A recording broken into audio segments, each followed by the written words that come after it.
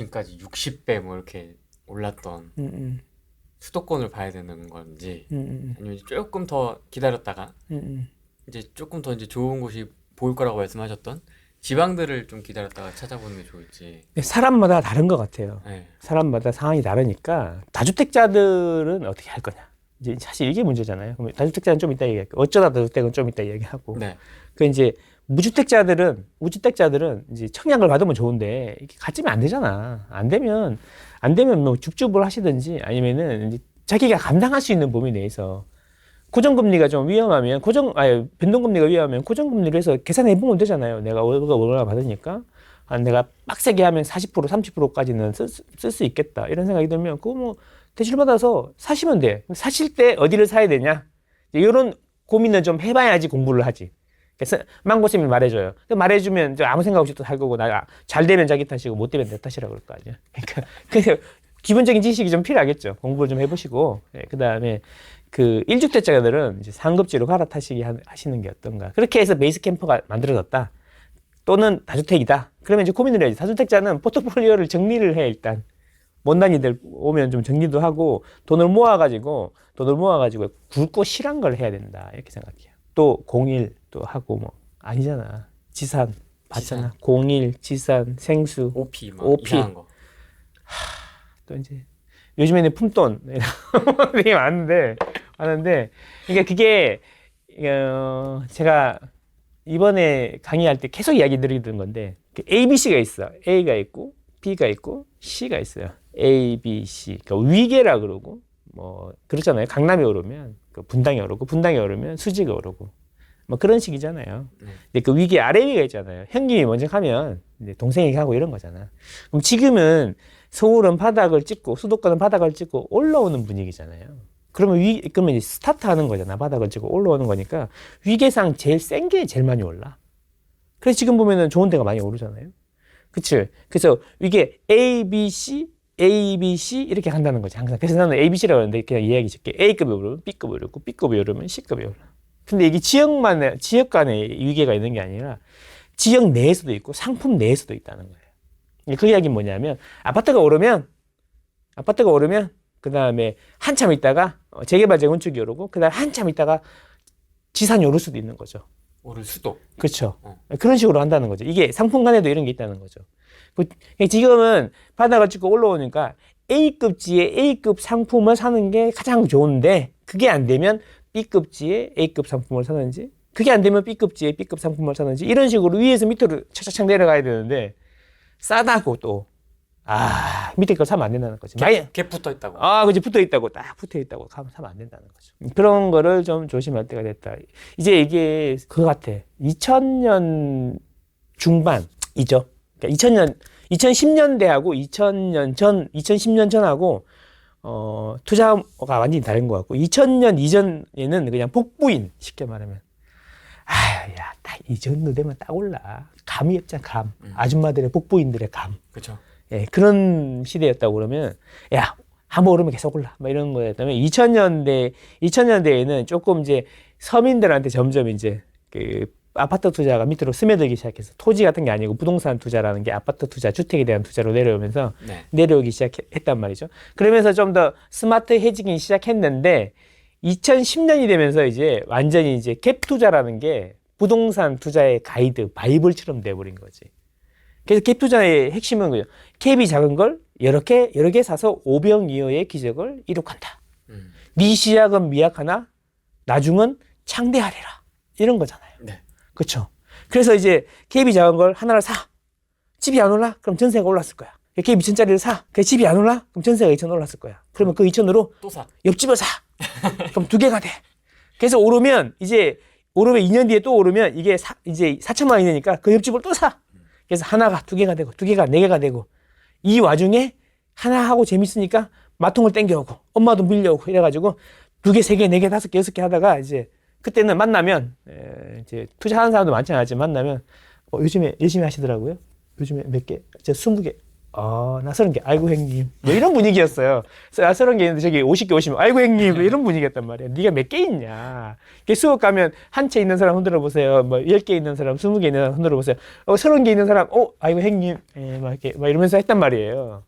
그러다 보니까 사람들이 캡 작은 걸 여러 개 사는 게 이득이라 생각하고 실제로도 그랬어요. 근데 이제 지금은 다주택이 적폐가 되면서 지난 정권에서 적폐가 되고 항상 그렇지 뭐 적폐지. 이름만 바뀔 뿐이지 나쁜 놈이지. 이게 그냥 싫잖아. 돈 많이 버니까 짜증나잖아. 나는 회사 진짜 죽으라고 열심히 다니는데 쟤는 뭐 집 하나 딸랑 사가지고 몇 억씩 버는 거 같잖아. 기분이 나쁘잖아 솔직히. 그래서 그런 거잖아. 그리고 이제 욕받이가 필요하잖아. 뭐든지. 그래서 어쨌든 뭐 그래서 적폐가 됐는데 이 적폐가 됐는데 얘네들을 규제하기 위해서 이제 그 적폐로 만들어야지 얘네들을 규제를 하게 되는 거지. 그렇죠?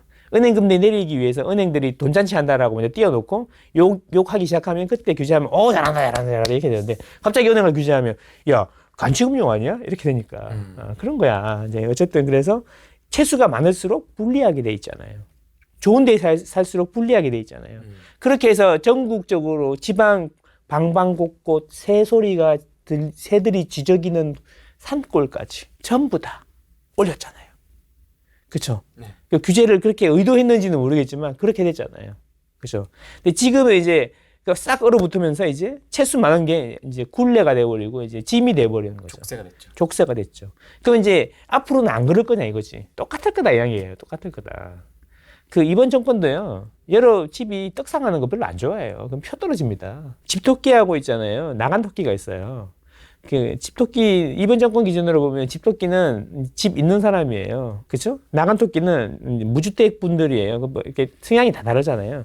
근데 이게 참, 한쪽이 70%면 좋은데, 42대 43. 이렇게. 그래. 비슷하게 항상.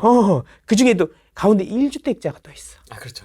그래서 묘해. 버퍼 가운데. 그러니까 나간 토끼들은 어차피 집토끼들은 어차피 찍어줄 거니까 집토끼들한테는 살짝 이제 우울하게 했다가 중간에 있는 사람들을 이제 좀 땡긴 다음에 성가대전 되면 집토끼들한테 선물을 주는 거 보통 그런 식으로 가거든. 네. 그래서 아직은 취득세가 안 나왔어. 왜 세법 개정안이 또 올 초에 내년 초에 나오니까.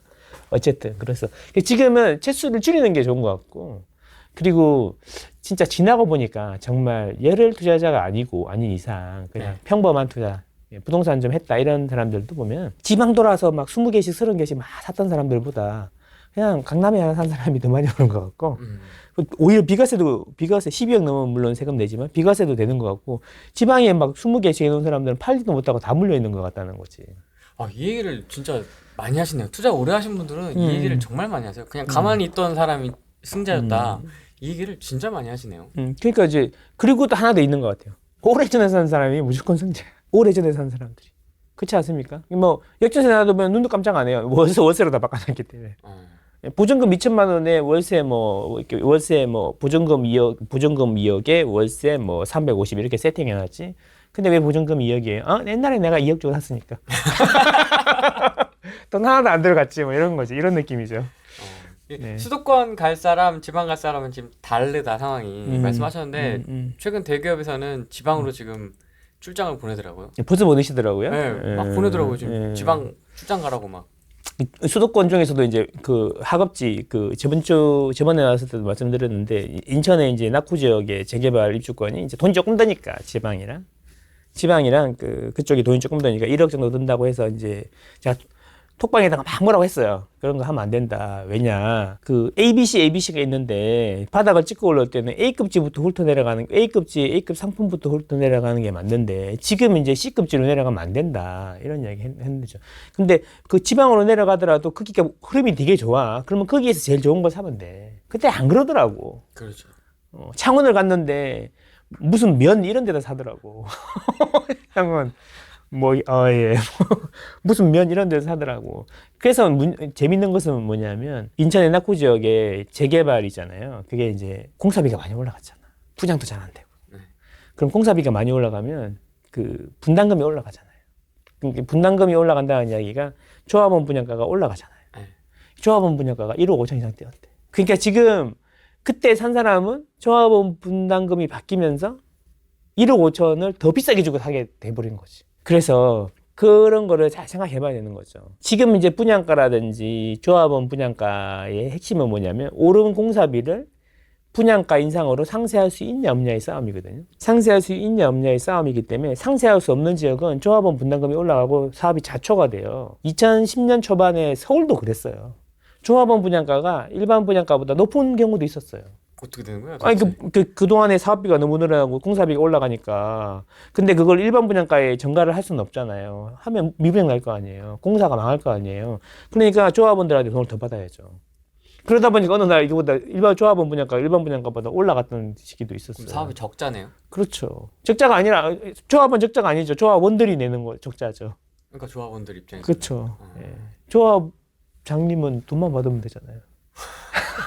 맞습니다. 얼마 전 집 좀 싸게 처분하고 반포로 갈아탔는데 너무 마음이 편하다. 오, 격차가 계속 벌어지는 게 느껴진다. 축하드립니다. 반포 사는 토깽 엄마님. 야, 7,500원. 멋있다. 7,500원입니까? 네. 아, 예.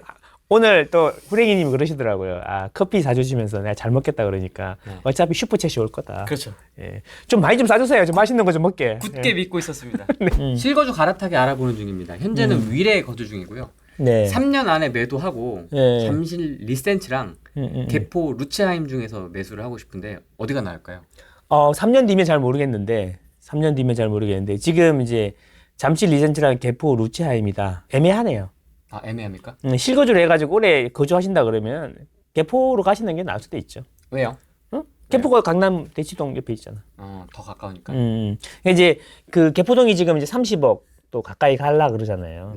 그쵸. 근데 생각을 해보면, 그럼 잠실에 지금 신축이 들어오면 얼마 정도 할까? 물론 그 5단지 말고, 그 지금 그러면은 뭐 저기 진주 미성 코로바 지금 입주권 돌아다니고 있으니까 그 가격을 보면 되는데, 얼추 비슷해. 얼추 비슷해.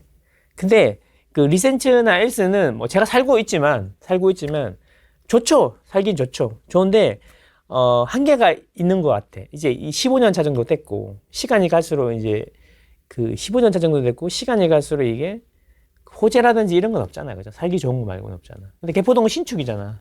그리고 이제 아무리 누가 뭐라 그래도 제가 살고 있지만, 아무리 그래도 강남구가 더 좋은 거 아니야? 그쵸? 잠실보다는 좋잖아요. 그렇다고 잠실 5단지가 아니고, 5단지도 아니고, 장미 아파트도 아니고. 그쵸? 5단지랑 장미는 누가 먼저 할지는 몰라요, 재건축은. 네, 그런 거죠. 잠실 5단지와 개포.